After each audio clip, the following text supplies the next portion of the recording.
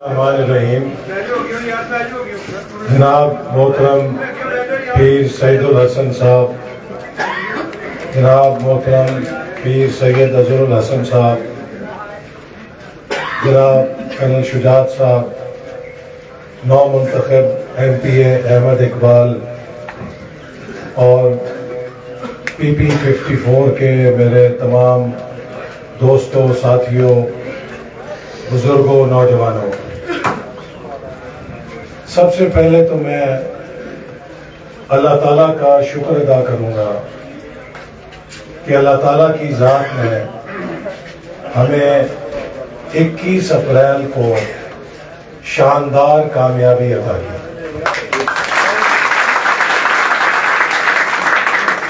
اس کے بعد میں ظفربال کے عوام کا شکریہ ادا کروں گا کہ جنہوں نے امن، تعلیم اور ترقی کے پیغام کو لبیک کہا، اور یہ شاندار کامیابی ممکن نہ ہوتی اگر اس میں پیر سید الحسن صاحب، پیر اعجاز شاہ صاحب اور ان کا پورا خاندان اپنی سیاسی تائید اور روحانی طاقت کے ساتھ ہماری مدد نہ کرتا۔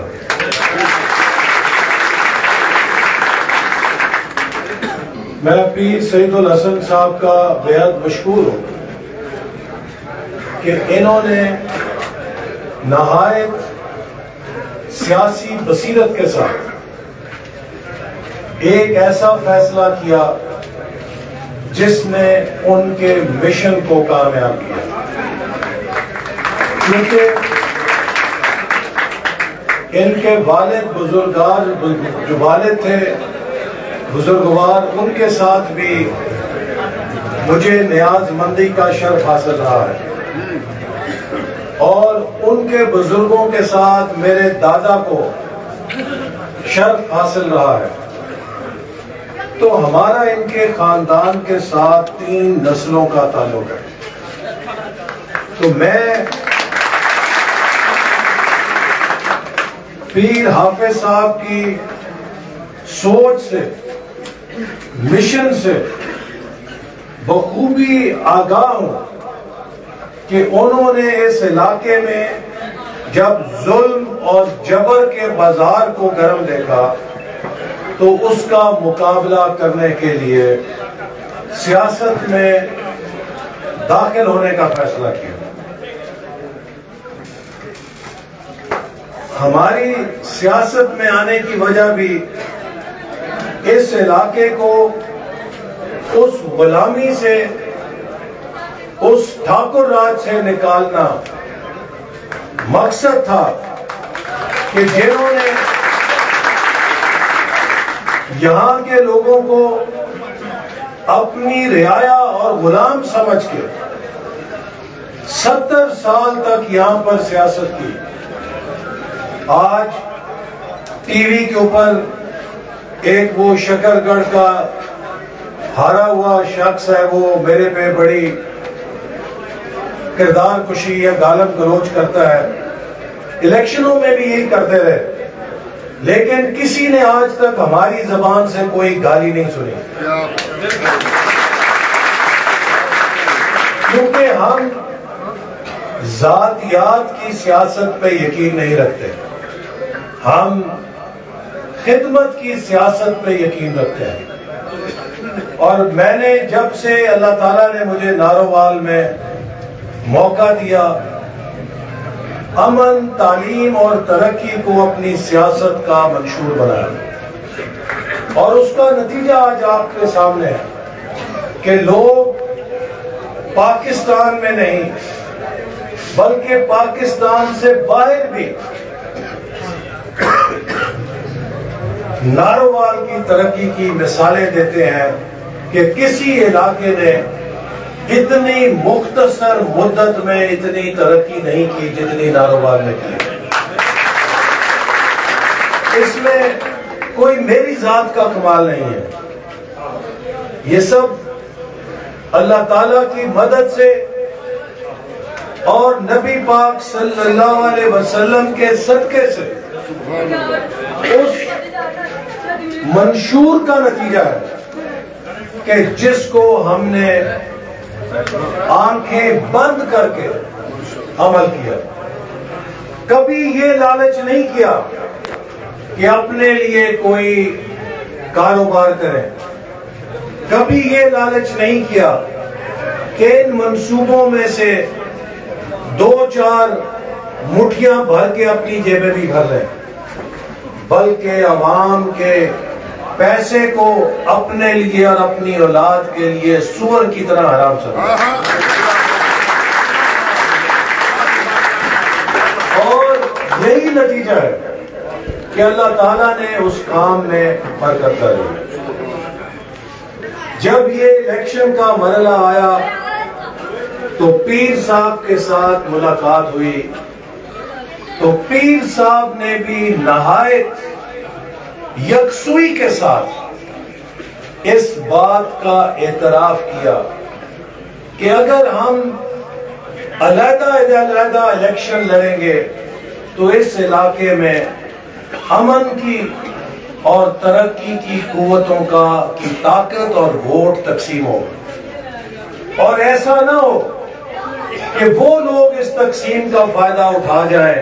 جن کے خلاف ہم سب مل کر جدوجہد کرتے ہیں. تو میں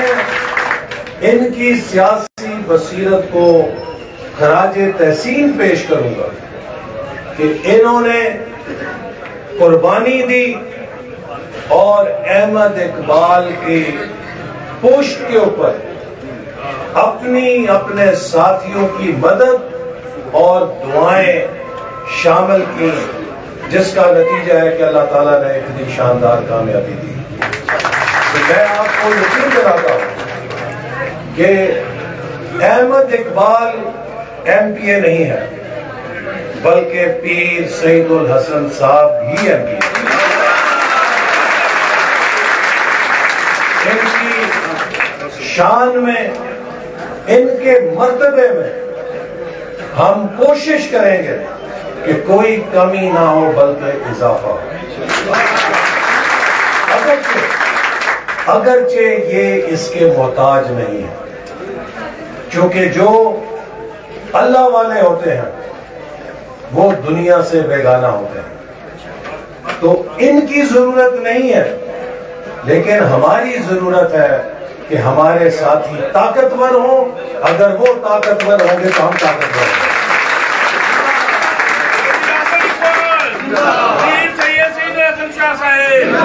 باقی میں آپ کو یقین دلاتا ہوں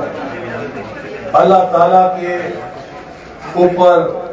مکمل اعتماد کر کے، چونکہ ہماری نیتیں اللہ تعالیٰ کی ذات جانتا ہے. انسانوں کی نیتیں اللہ سے چھپی نہیں ہیں. ہماری نیت صاف ہے اور اس علاقے کی اور مخلوق کی خدمت کا جذبہ ہے، اور اسی لیے مجھے یقین ہے کہ انشاءاللہ تعالی اللہ پاک کی مدد ہمارے ساتھ ہوگی. اور سب سے پہلے میں احمد اقبال سے کہوں گا کہ اس علاقے کو ٹاؤٹوں کی سیاست سے نجات دلائیں،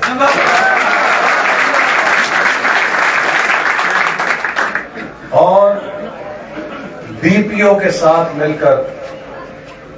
ہر تھانے کے لیے امن اور مصالحتی کمیٹیاں بنائیں جو نیک کردار کے لوگوں پر مشتمل ہوں، تاکہ لوگ پرچے نہ کرائیں. جہاں جھگڑا ہو وہ مصالحت کی کمیٹی ان میں صلح کرانے کی کوشش کرے، اور جو جھوٹے پرچوں کا کلچر ہے اس کا خاتمہ کیا جائے. لوگوں کو پولیس سے تحفظ حاصل ہو، اور اگر کسی جگہ کوئی پولیس کی زیادتی سامنے آتی ہے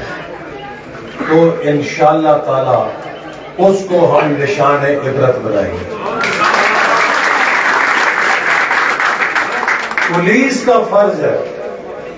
کہ وہ عوام کو تحفظ دے. پولیس کے اندر اچھے لوگ بھی ہیں،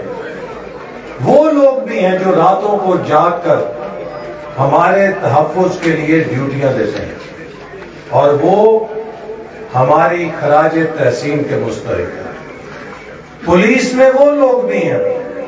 جو چوروں اور ڈاکوؤں کا مقابلہ کرتے ہیں اور اپنی جان پر کھیل کر کرتے ہیں، اور اپنے بچوں کو یتیم کر کے شہادت حاصل کرتے ہیں، ہم انہیں بھی سلام کرتے ہیں۔ لیکن چند کالی بھیڑیں بھی ہیں کہ جو غریبوں کی جیبیں کاٹ کے اپنی جیبیں بھرتے ہیں، تو ان کالی بھیڑوں کی آپ بھی نشاندہی کریں، اور ہم بھی ان کے خلاف انشاءاللہ کارروائی کریں گے، چونکہ اللہ تعالیٰ نے کہا ہے اور یہ قرآن کا حکم ہے کہ حضرت ابراہیم علیہ السلام نے اپنے لوگوں کے لیے پہلے امن کی دعا کی، پھر پھل کی دعا کی، کیونکہ خوشحالی اس علاقے میں آتی ہے جہاں پہ لوگوں کو امن حاصل ہو، تحفظ حاصل ہو۔ تو یہ وہ کام ہے کہ جس میں کوئی بجٹ نہیں لگتا، یہ وہ کام ہے جس میں کوئی پیسہ نہیں لگتا۔ تو اس کے لیے میں ان سے کہوں گا کہ فوری طور پر اچھی کمیٹیاں بنائیں جن کے ذریعے سے جھوٹے پرچوں کا کلچر اور ٹاؤٹوں کا تھانوں میں عمل دخل ختم ہو، تاکہ ایک غریب آدمی سکھ کا سانس لے سکے۔ اور میری ہمیشہ سے یہ کوشش رہی ہے کہ حضرت ابو بکر رضی اللہ عنہ نے جب خلیفہ بن کر پہلا خطبہ دیا تو اس میں اپنے اوپر جو ذمہ داری ڈالی، انہوں نے کہا کہ میرا کام تب پورا ہوگا کہ جب میں طاقتور سے کمزور کا حصہ لے کر اس کو دلوا دوں، اور میں کمزور کو طاقتور کے خلاف طاقتور کر سکوں اور تحفظ دے سکوں۔ تو یہ قیادت کا بنیادی منصب ہے کہ جب اللہ تعالیٰ کسی کو قیادت کے منصب پہ فائز کرے تو اس کا سب سے پہلا فرض ہے کہ وہ کمزور کی طاقت بن جائے، وہ مظلوم کی طاقت بن جائے، اس کی طاقت سے کوئی طاقتور کبھی ظلم کرنے کا تصور نہ کر سکے۔ اور انشاءاللہ مجھے یقین ہے کہ احمد اقبال کی طاقت اس علاقے کے کمزوروں اور مظلوموں کی طاقت ہوگی۔ اسی طرح انشاءاللہ تعالی ہم کوشش کریں گے کہ اسی سال کے اندر ہر وہ یونین کاؤنسل جس میں بچیوں کا ہائی سکول نہیں ہے، بچیوں کا ہائی سکول ہر یونین کاؤنسل کے اندر موجود، تاکہ تعلیم کی سہولت غریبوں کو دہلیز پر پہنچ سکے۔ اسی طرح صحت کے جو منصوبے ہیں، تحصیل ہیڈ کوارٹر اسپتال ظفروال کو ہم نے پچھلے 2 مہینے میں چالو کر دیا ہے، اس کا آپریشن تھیٹر بن چکا ہے، اور اب انشاءاللہ تعالی جو معمول کی سرجری ہے اس کے لیے مریضوں کو DHQ نارووال نہیں جانا پڑے گا، وہ ظفروال کے اندر ہی ہے۔ اور جو باقی رورل ہیلتھ سینٹرز ہیں وہ بھی بجٹ میں منظور کروائے گئے ہیں، ان کے بننے سے بھی انشاءاللہ تعالیٰ آپ دیکھیں گے کہ صحت کے اندر یہاں پر بہت بہتر سہولیات حاصل ہو سکیں۔ آخر میں کہنا چاہتا ہوں کہ میرے بھائیوں، یہ حکومت جس کے اوپر عوام نے 8 فروری کو ذمہ داری ڈالی ہے، ہم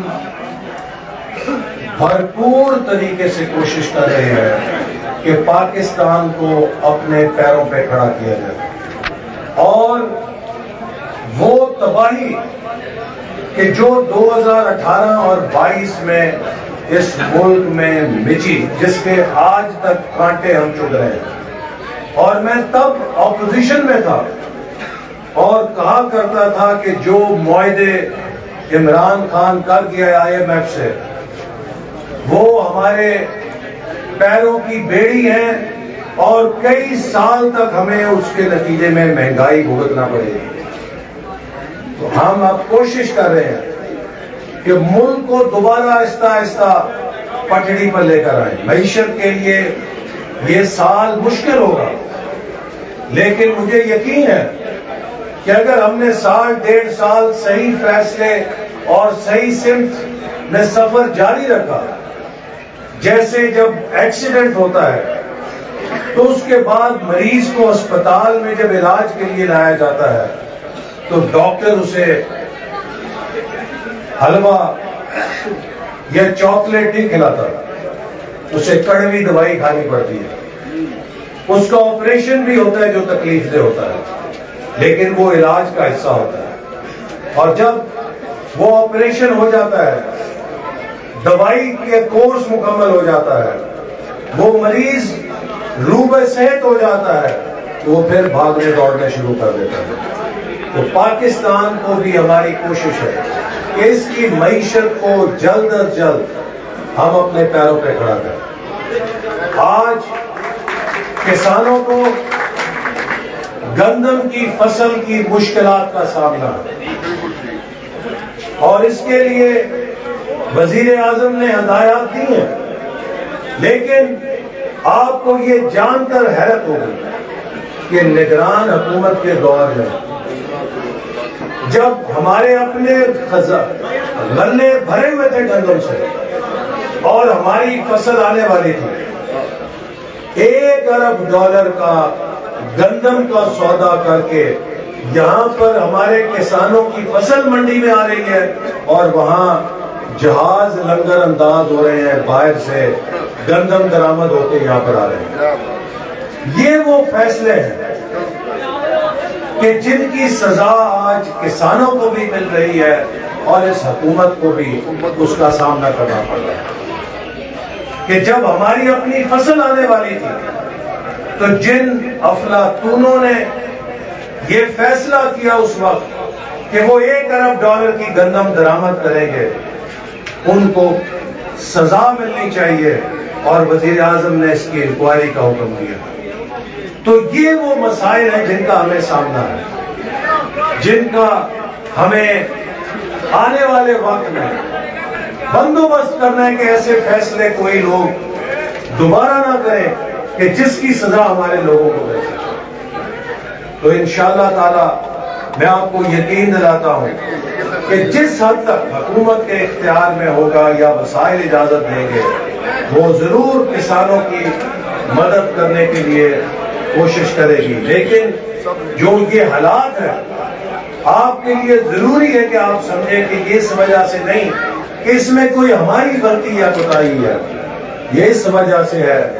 کہ پچھلے دور میں نگران حکومت کے دور میں انہوں نے غلط فیصلے کر کے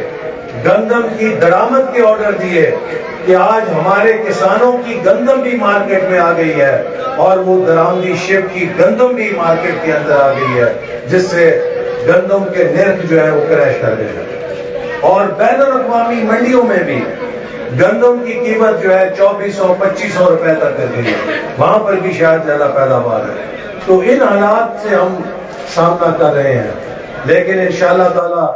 اللہ تعالیٰ ہماری مدد کریں گے۔ ہم اس بحران سے بھی مجھے یقین ہے کہ سب مل کر نکل سکیں گے۔ آخر میں